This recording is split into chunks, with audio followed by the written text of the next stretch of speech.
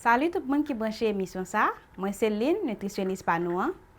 M'a dit nous merci pour toute question nous voyez dans One Show Pamio.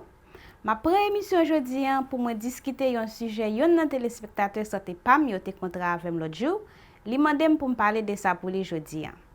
Nadège émission jeudi c'est pour Nadège besoin connaît qui l'autre manger li ka inclus dans diète li pour li ka joindre protéines sans que li pas besoin manger viande.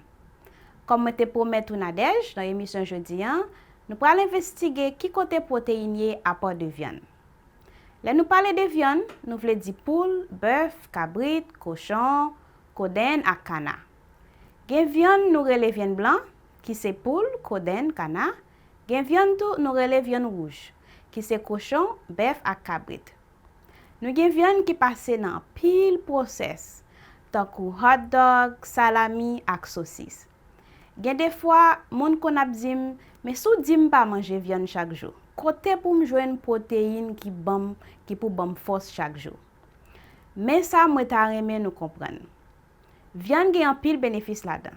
Mais qualité viande ou manger et comment préparer ka gen mauvais effets sur santé ou et puis ça ka même cause ou développer quelques maladies.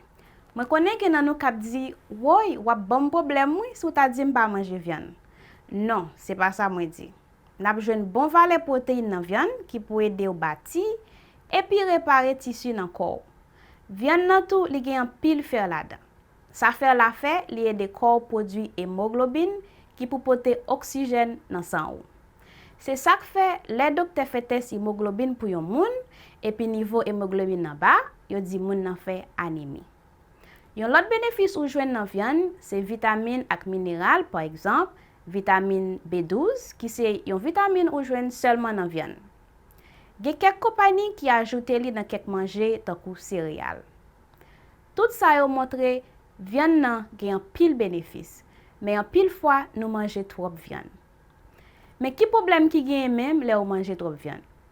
Viande gen en qualité graisse là-dedans qui relè graisse saturée, li pas fin bon pour corps lor consommer l'en pile, spécialement pour cœur. Les nous manger viande trop, graisse la vin chita, plusieurs côté dans corps que li pas même supposé. Ça ka cause poids ou vin augmenter, les poids ou vin dépasser sont ta supposé peser, ça ka cause en pile maladie tant que diabète. Les ka cause cholestérol nous monter, quand nous ka vin gen en pile inflammation et puis nous ka fait toute qualité maladie que. Moi connais gen en pile nan nou qui mande, mais grand-parents yo te kon manger yo sans problème. Pour qui ça moi-même moi pas ka faire ça tout. Mais ça pour nous songer. Ça moun longtemps yo te kon manger, c'est pas même bagay ak jodi ya.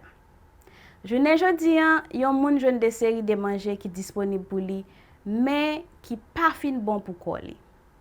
Ça veut dire depuis les ti moun nan petit, li commence à boire et puis manger des séries de manger que moun longtemps pas kon joine. Ça vin cause même système digestif ti moun nan les li ap grandi pas même gens ak l'autre ti moun longtemps les ou tap grandi. Nous pas remarquer comment un pile ti moun ale ki le allergie ak un pile bagay si tout manger. Ça c'est une discussion pour yon l'autre lè.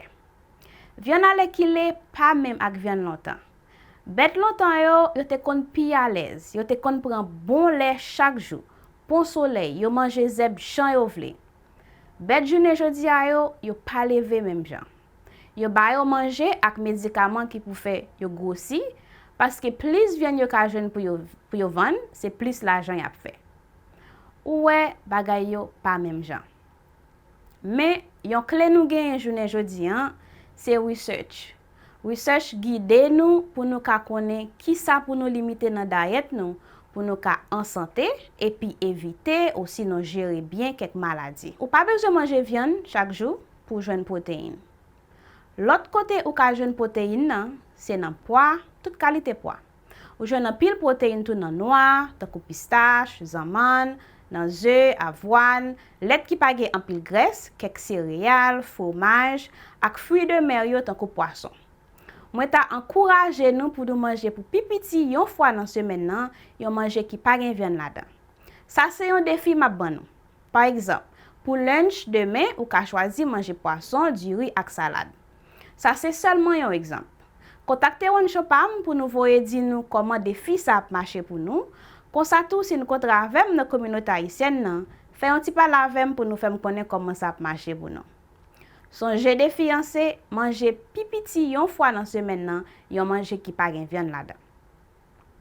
Ki sa pou nou sonje de sa mwen sot pale la yo, ot ke de fi mwen ban nou an. Viande gen yon pil benefis la dan, men ou pa oblige manje l chak jou pou jwen proteine. Ou ka manje nepot kalite pois, fruits de mer, céréales, œufs, avoine, ou sinon let ki pa gran pil gres pou jwen ak proteine ko bezwen chak jou. Nap kapè la jodi an, na dej ak tout téléspectateur yo, mwen ta souhaité nou jwen réponse nou tap chache ya. Mais avant de quitter nous, moi tap annoncé nous de yon section qui relève vrai ou faux, nous pral mettre dans santé pam. Moi-même moi sorti au kay, campé. Bon la kay moi, gen des séries de bagages qu'on dit nous pas manger ensemble, ou sinon de lait, tant que si ou grippé, pas boire d'eau glacée, ou sinon manger figue à souhait, ap faire gripper. Je des bagages ça yo. Moi ta remè pour nous contacter One Shop Am, voye di ki sa bon la kay paw, yo kon di et puis n'a discuté yo dans show pour nous joindre selon research qui fait, est-ce que ça yo di ya c'est vrai ou sinon li pas vrai. N'a prétendre réponse nous toutes, nous camper là, n'a poyon l'autre lait. Merci.